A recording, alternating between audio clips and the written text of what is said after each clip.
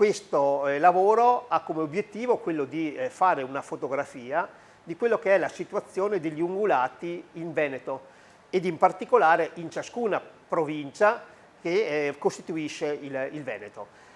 Siamo partiti da dati quindi che risalgono agli anni 90 fino ad ora e questo ci consente quindi di capire anche in modo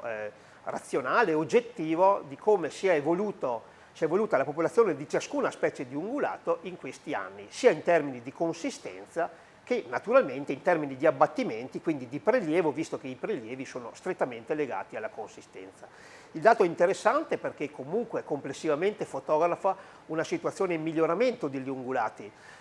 a fronte di annualità in cui c'è stato magari un decremento, spesso dovuto anche a difficoltà di censimenti, più che a variazioni della popolazione, si è assistito complessivamente ad un aumento della consistenza delle varie specie. In particolare si sono accresciute molto specie come il capriolo, specie come il cervo e anche specie come il camoscio. E questo è un indice di una buona e corretta gestione operata dalle singole amministrazioni provinciali e in particolare poi dalla Regione Veneto che in qualche modo ha recuperato le funzioni delle province a partire dal 2019.